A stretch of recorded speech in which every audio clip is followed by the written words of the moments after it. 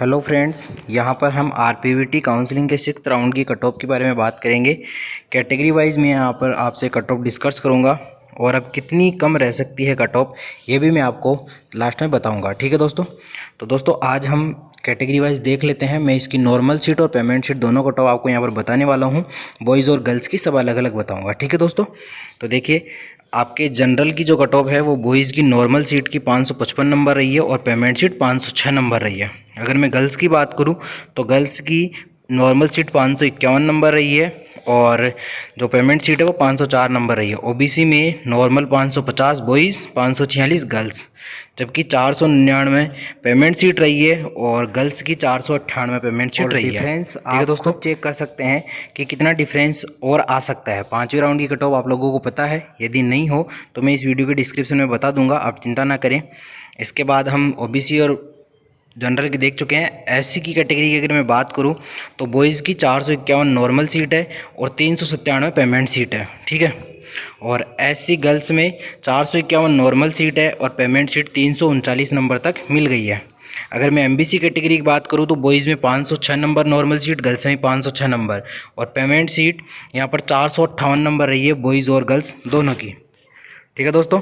उसके बाद हम बात कर लेते हैं यहाँ पर, अगर मैं एसटी कैटेगरी की अगर यहाँ पर बात करूँ तो 504 नंबर रही है नॉर्मल सीट, 419 नंबर गर्ल्स की रही है। और एसटी में अगर मैं पेमेंट सीट की बात करूँ तो 413 नंबर रही है और 371 नंबर गर्ल्स की रही है। एससी कैटेगरी का तो मैं आपको बता ही चुका हूँ। अब हम बात कर लेते हैं अपने ईडब्ल्यूएस और पीएच की जो कैटेगरी है। पीएच में 217 नंबर पे नॉर्मल सीट मिली है और 77 नंबर पे पेमेंट सीट मिली है। ठीक है।